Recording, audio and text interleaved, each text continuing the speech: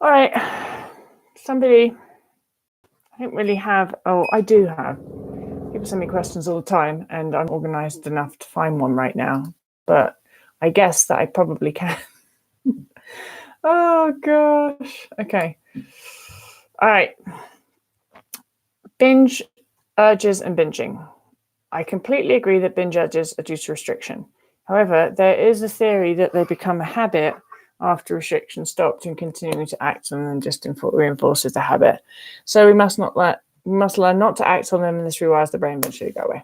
Which contradicts what you say about them all being about mental hunger and go away by themselves. I'm so conflicted about what to believe. Thanks in advance. Well, if binging turned into a habit, then mine certainly would have been a habit because I was in a binge restrict cycle for over 4 years. So you would have thought that 4 years would be a long enough time to make it into a habit with me only really eating at night and eating a ludicrous amount of food at night, every single night, and then restricting all day. So if that was a habit, then my theory wouldn't have worked on me, and it totally did. I think that the body is I think it's smarter than that. And I think that especially when your body's in energy deficit and or there is restriction present, then the body's going to react to that. And then when your body is not in energy deficit and or there is no longer restriction present for a prolonged period of time, then the body is smart enough to know that it shouldn't or wouldn't want to binge, because binge eating a huge quantity of food in a very short space of time is not optimal for the body. That's not fun for your digestive system. Your body doesn't want to do that. So the other thing about me is that I kind of keep my head a little bit in the sand, and I just don't, I've never even read a recovery book by anybody else. I mean, it sounds really kind of, I don't know, like I don't care. It's not that I don't care. I just kind of don't care. I just talk about what's true for me. And so I'm not interested in bashing any other person's views on eating disorder recovery. I just think, show me somebody that really cured a binge restrict or binge purge cycle through continuing to restrict. Because I don't know many people out there that have done that. Most of the time that just leads to more fighting with the body. It's not like the body's one day going to just give up and go like, well, fine, you win. All right, we'll restrict and I'll just be happy. The body's not going to do that. The body's going to be like, asshole, I'm going to keep asking for more food the more you keep restricting. And that's the fight that people get into. So I don't understand the theory of, well, then you would keep restricting and hope that your body would just be okay with that. Of course it's not going to. All right. Oh, gosh. Hi, Holly. You finally caught a live stream.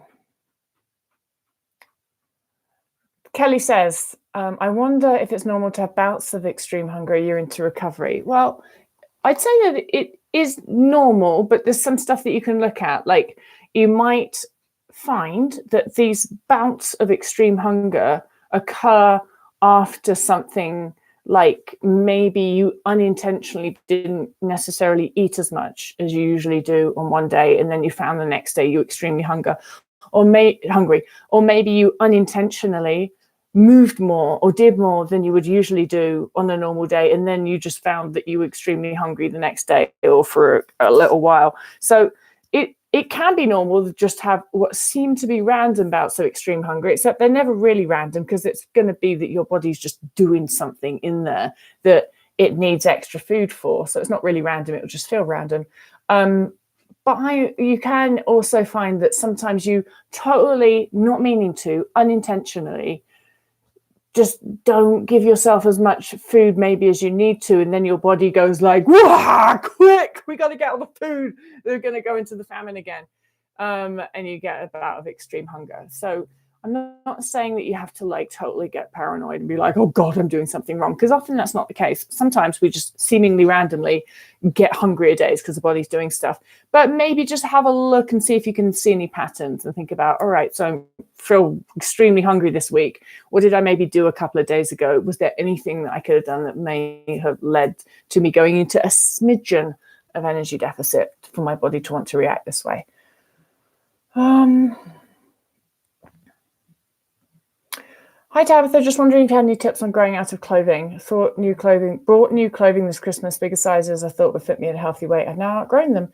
Any advice on this? Congratulations. No, my only advice is that you just go back to putting your blinkers on and being, I trust my body to know which weight I'm supposed to be. I trust my body, I trust my body, I trust my body. And keep acting as if you trust your body. And your brain's going to freak out as you go up through clothing. It's just going to happen. Your brain's going to be like, oh God, this is too much. You can't trust, like this is just going too far. And you really want to bottle it and you really want to restrict. And you just got to hang in there and be like, I trust my body to know what weight I should be. And I'm just going to let go of it. So congratulate yourself and breathe and keep going.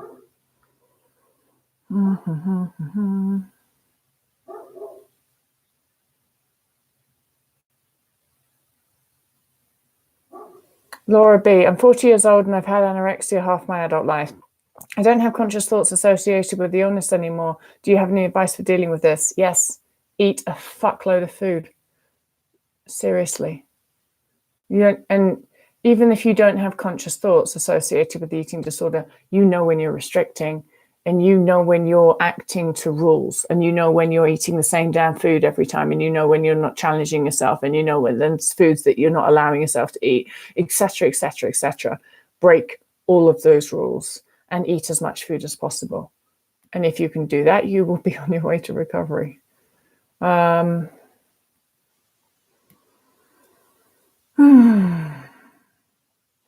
Woke up 1, 2, 3. I've gained weight through restricting and doing anything more and or eating unrestricted seems too scary and not allowed.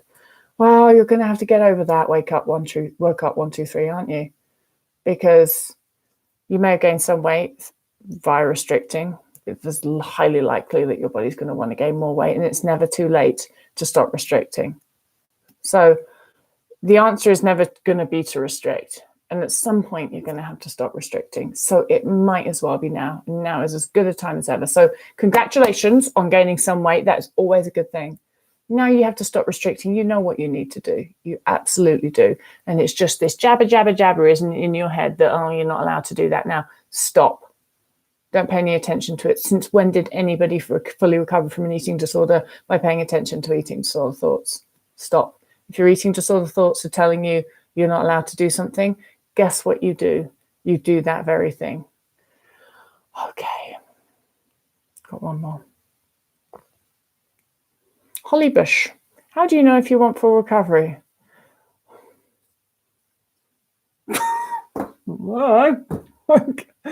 Because life's shit and you want to have a shot at life not being shit. Like, I don't know. That's like, I don't know. That's a difficult question. Is it how do you know if you want full recovery? I guess if you're watching a YouTube channel about eating disorder recovery and you're sitting there writing the question, how do I know if I want full recovery? You're probably somewhat interested in full recovery. But I think that I'm not a philosophist, but I do think, or I do believe, I think there's a lot of truth in saying like what everybody's mission in life should be is to live the happiest life possible. And having an eating disorder is miserable and it's boring. And you're not living your life because you're in this cage of same every day. And you don't even have the freedom to decide whether or not to go out for a coffee and cake with a friend. Like, that's fucking awful. You may as well be in prison. So, you know, like, it's up to you, isn't it? Do you want to try and experience a life where you have the freedom to do whatever the fuck you want? Or do you want to keep small and keep your experiences small and your life small? And everything is small when you have an eating disorder. And apart, you know, like, it's small because we become so self-absorbed. And when you let go of that and your brain doesn't give a shit about calories and food and worrying about this, that, and the other, life is so enriched. So how do you know if you want full recovery? I don't know. It's just like saying, how do you know if you want to live the best life that you could try and live? So that's not an answer to the question. That's another question. How do you know if you want to live the best life that you could try and live? That's my question to you, Holly. Okay, I have to go. I'll be back tomorrow. Lots of love. Bye.